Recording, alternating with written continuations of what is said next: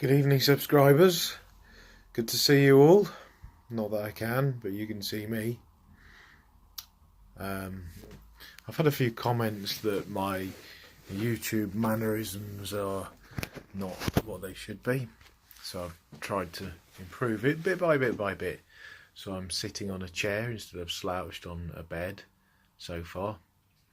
And I do intend to buy some decent equipment to do my videos, but what I'm about is getting the information to you frills free.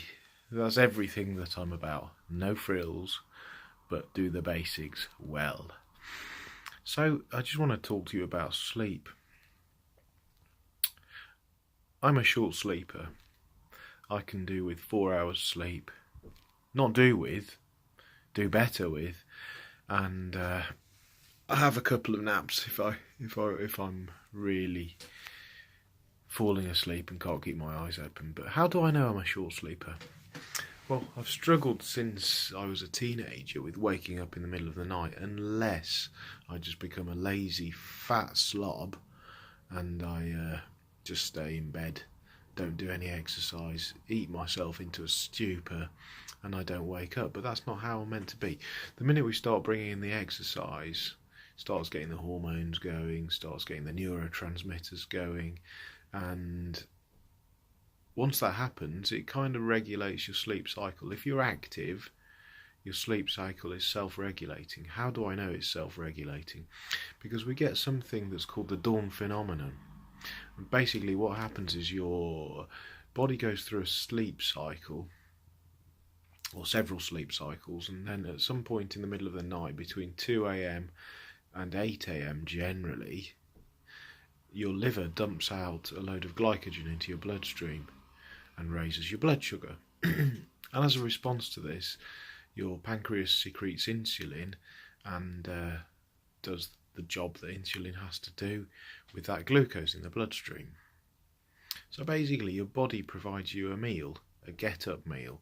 Now that to me signals that's the time to get up. Why do you need a meal and an insulin surge to stay lazy in bed? So if I go to bed, doesn't matter what time I go. If I go at 10, I get the liver dump at 2. If I go at 11, I get the liver dump at 3, etc. After 4 hours, I get the liver dump. Jolt, adrenaline, surge of adrenaline wakes me up, causes the liver to dump the glucose. So what should you do then? You should get your backside out of bed and you should do some exercise. You should get on with your day.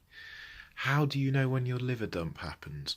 If you're fit, active and healthy, the adrenaline jolt after your sleep cycles have finished will wake you up. No alarm clock, worst things ever invented.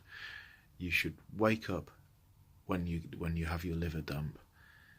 As I said, if you're lazy, a couch potato, and you eat and you drink and you be merry and you don't move yourself, even though you might put your spandex on and pretend you go to the gym. I'm talking about movement, active movement. If you're lazy, if you're overweight, if you're inactive, you won't even feel your liver dump. So what then happens? You get your liver dump, you get your insulin surge, and you keep your backside in bed, and you think, I'll put my spandex on tomorrow at 5 o'clock, but you keep your backside in bed, and all that insulin and all that sugar that's released from your liver, straight to your waist. Not to mention the neurotransmitters. We have, during the day, serotonin is made from 5-HT. And the more we're awake, the more serotonin is made. Serotonin is the feel-good neurotransmitter. Keeps us alert. Dopamine does a different thing. I'll talk about that in another video. But serotonin keeps us... So all you need to remember is, more you're awake, more serotonin. Longer you're asleep, less serotonin, more depressed, lazy feelings you get. Okay? So if you stay in bed after your liver dump, that serotonin, 90% of which is in your gut, will get reabsorbed and you won't have the effects of it So you need to get up and going when you have that liver dump. How do you know when you have your liver dump? You get an adrenaline surge. What happens if you don't have that? It means you're inactive and you need to start doing some exercise. But I'm not saying you're all going to have a liver dump after 4 hours. I have it because I'm a short sleeper. Most of you will have it probably after 6.5 hours. 8 hours? Nonsense. Napoleon said, regarding sleep, 6 hours for a man, 7 hours for a woman, 8 hours for a fool. Get yourself active, and that's how you'll reset your circadian rhythms, reset your circadian clock. And the best thing to do is a frills-free workout. As soon as you get that liver dump, get your backside out of bed. Don't stay in bed, then get your coffee all bleary-eyed at 7, 8 o'clock in the morning and moan you're tired all day. Drag your backside round work, then think at 5 o'clock I'm going to get my spandex on and I'm going to go and stand on a treadmill at some sort of glacial pace for half an hour. Pointless. Get you doing your chin-ups, get doing your press-ups, get doing your sprints, get doing your heavy lifting.